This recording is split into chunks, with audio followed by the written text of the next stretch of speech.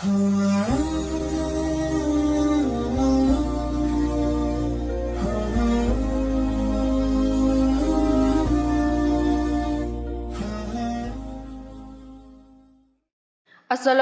warahmatullahi wabarakatuh. Selamat datang Sobat Muslim di channel Islam Menjawab.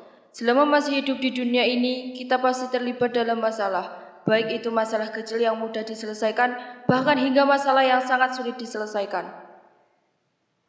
Hari ini kami akan membahas tentang rahasia istighfar setelah sholat yang akan dibahas oleh Ustadz Adi Hidayat.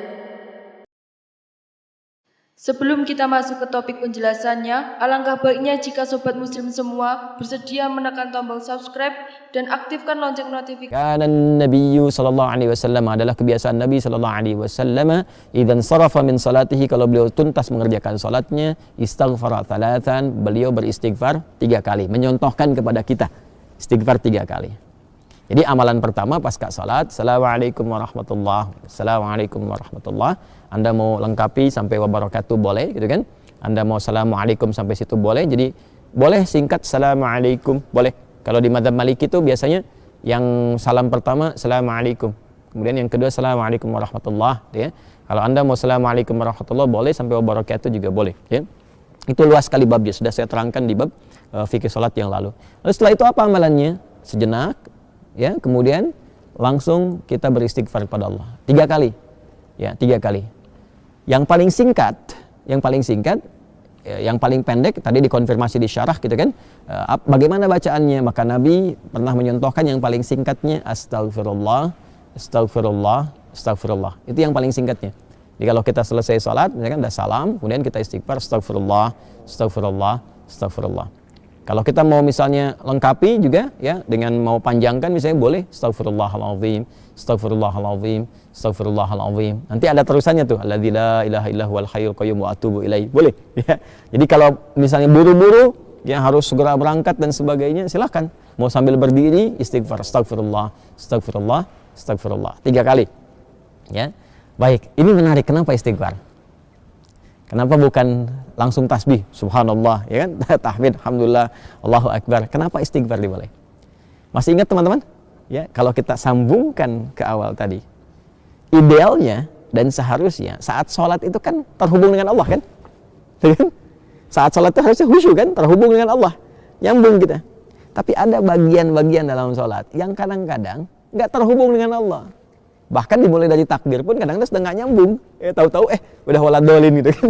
Padahal tadinya baru takbir tuh. Ya, tahu-tahu baru sadar udah waladolin, kan. Amin tuh, ya.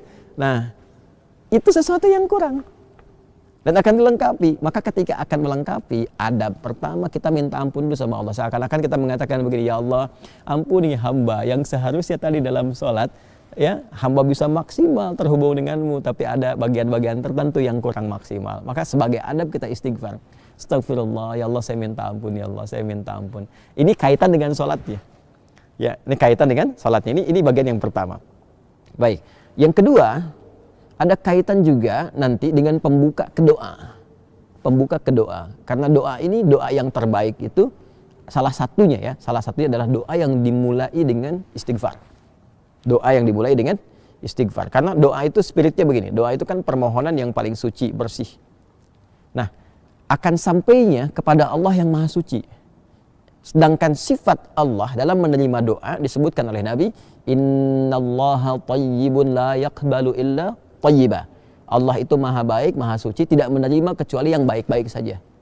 Ya, maka permohonan yang baik itu akan sampai kepada Allah yang maha baik jika hatinya baik dan jika dirinya baik.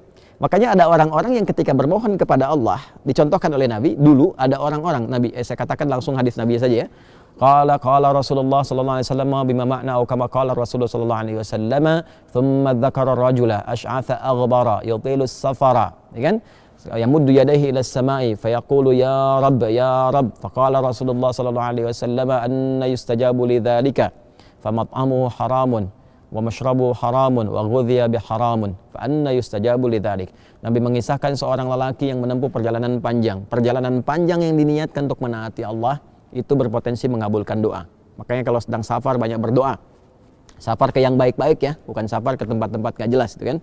Kemudian setelah itu sampai di situ dia mengangkat tangannya. Orang yang mengangkat tangan untuk berdoa, kata Nabi, innallaha hayyun karibun. Sungguh Allah itu sangat maha mulia dan sangat maha memahami ya keadaan hambanya. Ya, maka ketika hambanya mengangkat tangannya, sulit ya untuk tidak terkabul doanya. Cepat bagi Allah mengabulkan doa. Demikian terjemah bebasnya kurang lebih seperti itu. Kemudian dia berkata, ya Rabb, memohon dengan al-asma'ul husna. Al-asma'ul husna. Memohon dengan al-asma'ul husna mempercepat terkabul doa. Seperti Quran surah ke-17 Al-Isra di ayat 110. Qulid Allaha awid ar-Rahman ayyamma tad'u falahul asma'ul husna. Sebut nama Allah, sebut nama Ar-Rahman. Kalau mau spesifik, pilih salah satu nama di Al-Asmaul Husna sesuai dengan kebutuhan kita. Jadi dia melakukan 3 hal yang seharusnya mempercepat doanya 3 kali lebih cepat dari keadaan biasa. Tapi komen Nabi apa? Kata Nabi, anna yustajabu lidzalik. Bagaimana doanya bisa dijawab? Susah dijawabnya nih. Kenapa? Mat'amu haram, sumber makanannya haram. Kan masyrabu haram, sumber minumannya haram. Ya, kemudian juga malbasu haram, pakaiannya haram, wa ghudhiya bi haramin, dan perangkat hidupnya haram. Anna yustajabu lidzalik. Jadi yang haram-haram yang bisa bersumber dari maksiat, dari kesalahan itu menutup, kadang-kadang jadi hijab. Ya, semakin tinggi, semakin kuat pekerjaan haramnya, semakin tebal penutupnya. Ya, semakin tebal penutupnya. Tapi kalau haram-haram dosa-dosanya misalnya kecil-kecil, tipis tuh sekatnya. Ya, kalau tipis kan cahaya masih bisa tembus kan? Tapi kalau tebal kan mantul. Itu ilustrasinya begitu. Ya, sedangkan Allah kan pemberi cahaya, nurun ala nur. Ya, ini cahayanya nggak bisa nyampe tuh kalau Allah berikan, nggak bisa tembus ke kitanya karena hatinya bermaksiat. Maka untuk membuka itu dengan istighfar. Astagfirullah, astagfirullah, astagfirullah. Makanya kalau orang rajin istighfar tuh, dulu saya pernah ceritakan kan, dan viral juga kisah ini ya di berbagai kesempatan. Orang rajin istighfar itu kadang-kadang belum minta Allah sudah kabulkan. Saya tidak harus mengulang tentang kisah tukang roti ya dan sebagainya gitu. Tapi itu indah sekali, latihan deh, latihan. Sampai istighfar itu di kebiasaan, bukan hanya pasca sholat. Ya, di jalan bisa istighfar, duduk di mobil bisa istighfar. Ya, kemudian kita kadang merenung bisa istighfar. Itu kalau sudah menyatu dengan kepribadian kita, masya Allah, enak itu, enak, tenang, nyaman. Latihannya sholat. Jadi istighfar memberikan fungsi sebagai adab permohonan ampunan kepada Allah karena mungkin tadi tidak sempurna dalam sholat, ya kan? Lalu dengan kasih Allah itu diberikan pemaafan dan disempurnakan.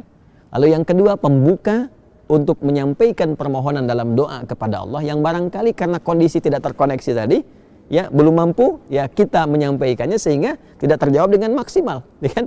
Ya, karena itulah setelah sholat kita beristighfar, pembuka itu dicerahkan dulu hatinya, ditenangkan, lalu memohon. Makanya orang kalau udah istighfar, mintanya itu, apalagi kalau air matanya mengalir, doanya lebih khusyuk dipanjatkan dibandingkan dengan langsung berdoa begitu saja. Gak percaya silahkan Anda cek tuh. Ya, ingat dosanya apa, ininya apa, ngalir air mata, minta itu seketika itu cepat sentuhannya ke jiwa. Nah, karena itu nanti bab doanya terletaknya itu setelah itu.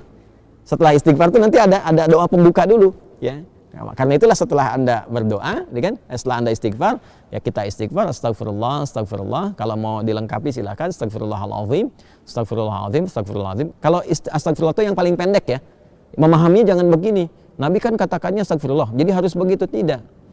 Astagfirullah kalimatnya itu syarah hadisnya. Syarah hadis ketika dikonfirmasi, hadis pokoknya mengatakan istighfar thalatsan, beristighfar 3 kali. Nggak disebutkan bagaimana caranya. Kalau kita ngaji hadis kita temukan ada 3 nih, versi yang pendek, versi menengah, versi yang panjang. Ya, memahaminya bagaimana? Kalau sedang buru-buru ya, kalau mau singkat astagfirullah, astagfirullah, astagfirullah. Kalau sedang agak santai astagfirullahaladzim, astagfirullahaladzim. Kalau mau lebih panjang lagi, lebih santai lagi astagfirullahaladzim. Alladzi la ilaha illa huwal hayyul qayyum wa natubu ilaih, gitu kan? Astagfirullahaladzim alladzi la ilaha illa huwal hayyul qayyum wa atubu ilaih. Atubu untuk pribadi, natubu untuk banyakan. Ya kan? Jelas ya? Jadi itu yang bisa kita katakan. Tapi 3 kali ini maksudnya sampai merasakan ke jiwa, bukan cuma lihat, bukan cuma di lisan. Ya, lihat, zikir itu sampai ingat, bukan sampai keluar. Jadi sampai ingat ya, sampai betul kalimat yang kita ucapkan mengingatkan kita dengan atau menyambungkan kita dengan Allah Subhanahu wa taala. Astagfirullah, astagfirullah, astagfirullah. Rasakan di hati kita sampai tembus ke jiwa. Sampai jumpa di video kami berikutnya dan terima kasih. Wassalamualaikum warahmatullahi wabarakatuh.